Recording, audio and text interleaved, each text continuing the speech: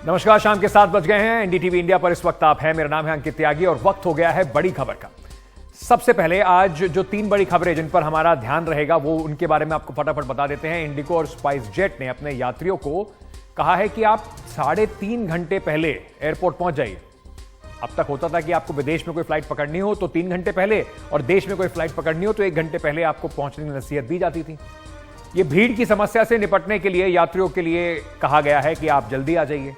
पर क्या यात्रियों के समय की यह बर्बादी नहीं है? हवाई यात्रा आप इसलिए करते हैं क्योंकि आपका कुछ समय बच जाए। उसमें भी अगर आप 3.5 घंटे पहले पहुंचेंगे तो कहां समय की बचत हो रही है? क्यों ऐसा हो रहा है कि दिल्ली के हवाई अड्डे पर इतनी जबरदस्त भीड़ हो रही है और उसके बाद भी इंतजाम जो है वो नाकाफी नजर आ रहे हैं? साथ ही साथ बात करेंगे कोटा में एक ही दिन में 3 छात्रों की खुदकुशी को लेकर। परीक्षा के इस जानलेवा दबाव के बीच बच्चों की मौत का जिम्मेदार कौन है, इस पर भी हमारी नजर रहेगी। और फिर आपको बताएंगे आपके लिए एक काम की खबर, क्योंकि आजकल सब मोबाइल से ही अपने पैसों का आदान प्रदान कर देते हैं। जेब में कैश लेके चलता कौन है? अगर आपने अपने पैसा गलती से गलत यूपीआई आईडी में भेज दिया है तो वापस कैसे लेंगे अपना पैसा? इसके बारे में भी आपको स्टेप बाय स्टेप जानकारी देंगे। चलिए शुरुआत करते हैं दिल्ली एयरपोर्ट से और हमारी पहली बड़ी खबर से। दिल्ली एयरपोर्ट पर कल भारी भीड़ की तस्वीरें सामने आई थी। लगातार लोगों ने एक के बाद एक शिकायतों का दौर सोशल मीडिया पर भी छेड़ दिया था। T3 पर लगभग खचाखच भरे हुए पूरे जो T3 का इलाका है वो नजर आया, सारे टर्मिनल नजर आए। आज सुबह भी लगातार इस तरह की तस्वीरें लोग शुरू से ही भेजने लगे कि देखिए घंटों से लाइन में खड़े हैं, सिक्योरिटी जांच में खड़े हैं, आगे नहीं बढ़ पा रहे। क्यों दिल्ली के एयरपोर्ट पर पिछले कुछ दिनों से इतनी भीड़ देखने को मिल रही है और इस तरह की भीड़ से निपटने के लिए क्या क्या इंतजाम किए जा रहे हैं? एक तरफ इंडिगो जो है उसने अपने यात्रियों को कहा है कि 3.5 घंटे पहले आ जाइए। फ्लाइट आपको पकड़नी हो तो 3.5 घंटे पहले आ जाइए। अब स्पाइस जेट ने भी कुछ इसी तरह की एक एडवाइजरी जारी कर दी है। क्या जनता के समय की कोई कीमत नहीं है? इस रिपोर्ट में देखिए। ये उड़ान भरने वालों की भीड़ है, ऐसी जैसी पहले कभी नहीं रही। टर्मिनल 3 पर इतनी मारामारी, लंबी कतार और अपनी बारी के इंतजार में फ्लाइट तक मिस हो रही है। हमें तो बहुत ज्यादा भीड़ लगती है। जब दिल्ली एंटर करते हैं हम 2.5 घंटे में पटियाला से बाईपास पहुंच जाते हैं, लेकिन दिल्ली एंटर करते ही 2.5 घंटे और लग जाते हैं जहां पहुंचना होता है डेस्टिनेशन पे। सिक्योरिटी का जो चेक इन है वो जल्दी जल्दी हो और अगर हमें लेट हो रहा है ट्रैफिक में तो हमें जल्दी से कोई निकाला जाए, कुछ ऐसी सुविधा होनी चाहिए। काफी क्राउडेड रहता है एयरपोर्ट, मतलब दिल्ली एयरपोर्ट, मतलब T3 तो स्पेशली, मतलब कंपेयर टू अदर एयरपोर्ट्स काफी हैवी ट्रैफिक है आजकल। ये हाल देखते हुए इंडिगो ने मुसाफिरों के लिए एडवाइजरी भी जारी की है। कहा है कि यात्री उड़ान से 3.5 घंटे पहले हवाई अड्डे पहुंचे। भीड़ की वजह से चेक इन और बोर्डिंग में ज्यादा वक्त लग रहा है। टर्मिनल 3 पर एंट्री के लिए गेट नंबर 5 और 6 का उपयोग करें। स्पाइस जेट ने भी लोगों से समय से पहले पहुंचने की गुजारिश की है। इस बीच नगर विमानन मंत्रालय की एडवाइजरी आई है।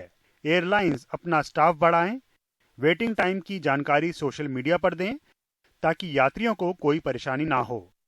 हालात ऐसे हैं कि सोमवार को नागरिक उड्डयन मंत्री ज्योतिरादित्य सिंधिया को खुद एयरपोर्ट का जायजा लेने जाना पड़ा। भीड़ को नियंत्रित करने को लेकर रोड मैप भी बना है और अमल में लाने की बात भी है। मैंने सर्वेक्षण किया स्वयं जाके, क्योंकि मैंने उनको 5 दिन का समय दिया था। पिछले बुधवार दोपहर को हमने मीटिंग ली थी। 6 एंट्री गेट हमारे यात्रियों के लिए होते थे। 6 मतलब 2-2 प्रति गेट हैं, तो 14 एंट्री गेट यात्री के लिए होते थे और 2 एंट्री गेट क्रू और हमारे दिव्यांग के लिए आरक्षित किया गया था।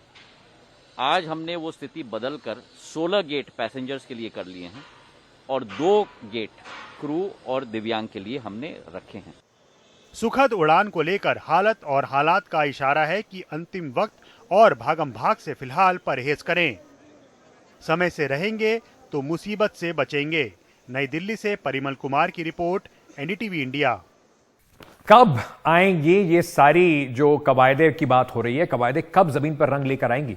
एक तरीका तो एक बार ये कहा जाता है कि देखिए अभी फेस्टिवल सीजन है, इस वजह से इतने सारे लोग वहां पहुंच रहे हैं, इस वजह से इतनी परेशानी हो रही है, कोविड के बाद दोबारा से लोग बहुत ज्यादा ट्रैवल कर रहे हैं। लेकिन अपने आप को दुनिया के सबसे बेहतरीन एयरपोर्ट में गिनाने वाले इंदिरा गांधी इंटरनेशनल एयरपोर्ट पे अगर ये हालात हैं, इमिग्रेशन पे हो, सिक्योरिटी चेक इन पे हो, या उसके बाद जब अंदर आप बैग देने जाते हैं वहां पर हो, ये बड़ी परेशानी वाली बात है। और इसी वजह से लोग अब ये सवाल पूछ रहे हैं कि समय की बर्बादी से बचने के लिए तो फ्लाइट लेते थे, महंगी फ्लाइट लेते थे, क्या फायदा अब इस फ्लाइट को लेने का। मैं आपको कुछ उदाहरण देना चाहता हूं। ये जो जनता बात कर रही है, दिल्ली से चंडीगढ़ मान लीजिए आपको जाना है, फर्ज कीजिए पूरा जो फ्लाइट का सफर है वो 1 घंटे से कम का सफर है, मतलब करीब 45 से 50 मिनट का। अब आपको 3.5 घंटे पहले एयरपोर्ट पर भी पहुंचना है दिल्ली जैसे शहर में। और ये मैं कह रहा हूं कि सिर्फ डिस्टेंस अगर आप देख लें कि आपका 1 घंटे का फ्लाइट का सफर 3.5 घंटे पहले पहुंचने का, तो करीब करीब 4.5 घंटे का वक्त लगेगा। इसमें मैं नहीं जोड़ रहा हूं कि आप अपने घर से कितना समय दिल्ली जैसे शहर में लेंगे, क्योंकि वो 1 घंटा तो आप मान के चलिए कि आपका जाया होगा ही होगा।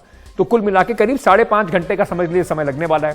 अब आप दिल्ली से चंडीगढ़ शताब्दी ट्रेन पकड़िए सुबह 4 घंटे के अंदर आप पहुंच जाएंगे। तो अब बताइए कि क्या जरूरत है आपको फ्लाइट से जाने की, इतनी परेशानी झेलने की। लोग ये सवाल पूछ रहे हैं, इससे भी फर्क पड़ता है। दिल्ली से जयपुर का आप एग्जाम्पल ले लीजिए। दिल्ली से जयपुर की अभी यहां से अपने इस स्क्रीन पर फ्लाइट आपको उड़ा के दिखाते हैं। दिल्ली से जयपुर की जो फ्लाइट है वो करीब 50 मिनट की फ्लाइट है। 3.5 घंटे पहले पहुंच जाइए एयरपोर्ट पर। तो अगर आप वहां पहुंच गए तो आप ये मान लीजिए कि करीब 4 घंटे से ऊपर 4.5 घंटे का आपका समय लग गया उसके ऊपर। अब दिल्ली से जयपुर अगर आप ट्रेन से जाते हैं तो 5 घंटे का समय लगता है। आराम से जाइए शांति से। और मैंने जैसे कहा, इसमें भी आप अपना आने जाने का, एयरपोर्ट से बाहर निकलने का, एयरपोर्ट अमूमन शहर से बाहर होते हैं तो उसका समय नहीं जोड़ रहे हैं। देहरादून अगर आपको जाना हो, छोटे रास्तों की जो फ्लाइट होती है, 1 घंटे का सफर है पूरा, 3.5 घंटे पहले आप पहुंचेंगे, 4.5 घंटे तो ये हो गए। 1 घंटा निकाल लीजिए कि आपका वहां पहुंचने का, और फिर उतरने के बाद अपना सामान लेके वापस आने का भी आधा घंटा एक्स्ट्रा जोड़ लीजिए। 6 घंटे लग जाते हैं सड़क से जाने में या ट्रेन से जाने में। तो अगर ये स्थिति है तो छोटी दूरी के यात्री सच में अगर आप अवॉइड कर सकते हैं तो अवॉइड कीजिए। ट्रेन से जाइए, बस से चले जाइए। हवाई जहाज का जो लोग बल्कि ये मजाक बना रहे हैं, जोक्स आ रहे हैं, मीम्स आ रहे हैं, बार बार ये बात कह रहे हैं कि देखिए हवाई अड्डा जो है वो मोटा मोटा अब एक बस टर्मिनल जैसा बनता जा रहा है इतनी भीड़ में। सरकार की इसको अनदेखी जो है, सरकार को इसकी करनी नहीं चाहिए। तुरंत इस बात का कुछ ना कुछ सोल्यूशन जरूर निकलना चाहिए। आगे बढ़ते हैं और बात करते हैं राजस्थान के कोटा से। ये जो गंभीर विषय है इसकी, बच्चों के ऊपर जो जानलेवा दबाव है उसकी। राजस्थान के कोटा में 3 बच्चों ने कल खुदकुशी कर ली। इसमें से वो 2 छात्र अंकुश और उज्जवल बिहार के छात्र हैं, और एक छात्र जो है वो एक ही हॉस्टल में अगल बगल के कमरों में दोनों छात्र रहते थे। इनमें से एक मेडिकल की तैयारी कर रहा था, दूसरा इंजीनियरिंग की पढ़ाई कर रहा था, जबकि प्रणव नाम के एक तीसरे छात्र ने, मध्य प्रदेश का जो है, उसने भी मेडिकल एंट्रेंस एग्जाम की तैयारी में जुटा हुआ था। काफ़ी घंटों से, काफ़ी समय से मशक्कत कर रहा था। हताश होकर उसने भी अपनी जान ले ली। अब ये जो घटना पूरी हुई है, इससे कई गंभीर सवाल उठते हैं। पुलिस अपनी जांच में लगी हुई है, परिवार के लोग अपनी अपनी बातें कह रहे हैं, लेकिन इससे कई गंभीर सवाल उठते हैं और ये सवाल ज़रूरी है पूछने। आपको कुछ आंकड़े बताना चाहता हूं। कोटा फैक्ट्री के नाम से क्यों जाना जाता है? हर साल करीब 2.5 लाख छात्र राजस्थान के कोटा में आते हैं। छात्र आईआईटी और मेडिकल की तैयारी करने के लिए अलग अलग जगहों से, राज्यों से, शहरों से कोटा पहुंचते हैं। आईआईटी में कुल 16,000 सीटें हैं। देश में आईआईटी की सीटें बढ़ी हैं, वो 16,000 सीटें कुल मिलाकर हैं। हर साल 10 लाख छात्र आईआईटी की परीक्षा देते हैं। इसमें से केवल अगर मैं देखूं तो 1.5 लाख छात्र तो केवल कोटा से ही आते हैं। कोटा के जो अलग अलग इंजीनियरिंग इंस्टीट्यूट खुले हुए हैं, तैयारी कराने के इंस्टीट्यूट खुले हुए हैं, 11वीं 12वीं क्लास से बच्चे यहां पर आके एडमिशन ले लेते हैं, स्कूल के साथ साथ तैयारी करते हैं। हर साल कोटा में 14 बच्चे खुदकुशी कर लेते हैं। सोच के देखिए कि किस दबाव में 10वीं के, 11वीं के, 12वीं के बच्चे, क्या उम्र होती है, 15, 16, 17 साल, 18 साल के बच्चे, इस दबाव में कि वो जिंदगी से ही हताश हो जाते हैं। हमारी सहयोगी हर्षा कुमार ने यहाँ पर पहुंचकर इस हॉस्टल में पहुंची और वहाँ पर बच्चे जहाँ रहते थे वहाँ से ये रिपोर्ट भेजी है। आपको ये रिपोर्ट दिखाते हैं। ये वो जगह है, वही हॉस्टल है जहाँ पर 2 सुसाइड एक साथ हुए हैं। एक कमरा बाहर की तरफ है और एक ये कमरा है अंकुश का, जिस पर अभी ताला लगा हुआ है। आप देख सकते हैं कि ये जो कमरे हैं इसमें स्टूडेंट्स रहते हैं, इसमें पढ़ते हैं। छोटे छोटे कमरे हैं, रोशनी भी नहीं आती है एक तरह से। सिर्फ सामने की रोशनी है, अंधेरा है। ये एक छोटा सा कमरा है, इसमें एक स्टूडेंट पढ़ रहा है और इस तरह से इस मकान में जो करीब 400 गज का प्लॉट है, 300-400 गज का प्लॉट है, 15 बच्चे यहाँ पर रहते हैं। जो अंकुश है वो पुलिस के मुताबिक जो जांच में सामने आया है कि वो रात को रो रहा था और वो भी बिहार से है। एक महिला है जो उनके साथ, उनकी मम्मी ने उनको भेजा था, वो 1 महीने घर रह के और फिर यहाँ पर आया था। आइए इनसे बात करते हैं। मैडम, आपका नाम बताइए। मेरा नाम देवश्री टंडन है। देवश्री जी, आप अंकुश को लेके आए थे यहाँ पे क्योंकि आप लोग आस पड़ोस में रहते हैं, शायद आप लोग उनके परिवार को जानते हैं। तो वो बच्चा कुछ डिस्टर्ब था क्या? क्योंकि पुलिस ने कहा है कि रात को वो रो रहा था शायद यहाँ पे कमरे में। नहीं, डिस्टर्ब नहीं था। नहीं, हम लोग जैसे बात किए डिस्टर्ब नहीं था बच्चा। बच्चा बहुत समझदार था। बच्चा में तो हमको कोई प्रॉब्लम नहीं लगा। मेरे ही साथ आया, हम लोग आपस में बात करते हुए आए थे। तो आपका बेटा भी यहाँ पर कोचिंग कर रहा है? किस चीज़ की पढ़ाई कर रहा है? नीट की पढ़ाई कर रहा है। और अभी फिर आप लोग जा रहे हैं यहाँ से हॉस्टल छोड़ के? हाँ, चूँकि बच्चा सब डर गया है, इसी वजह से घर ले जा रहे हैं। तो अमन, आप जा रहे हो, आप क्या बोल के जाना चाहते हो? क्योंकि आप लोग तो इस घर में रहे हो ना, तो दूसरे बच्चे को क्या बोल के जाना चाहते हो? कभी ऐसे दिन में लगे तो मम्मी डैडी से बात करें। हेल्पलाइन के बारे में आपको मालूम है? नहीं, अभी इसी साल तो आए थे, तो कुछ खास मालूम। 2 महीना मतलब जॉन्डिस हो गया तो घर पे थे। तो यहाँ पे वैसे माहौल कैसा है? बच्चे सब खुश रहते हैं या खाली अपने अपने कमरे में रहते हैं, पढ़ते रहते हैं? ज़्यादा यहाँ के बारे में उनको मालूम नहीं, क्योंकि यहाँ पे रहे नहीं ना। हाँ।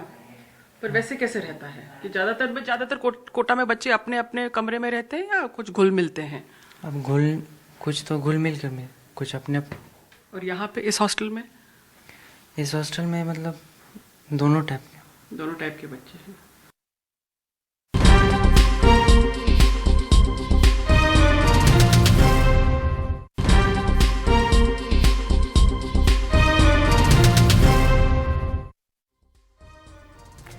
स्वागत है आपका। चलिए अब आपको वो खबर बताते हैं जिसका इस्तेमाल आप अपने जीवन में कर सकते हैं। खबर जिसका आपके ऊपर हो सकता है सीधा असर।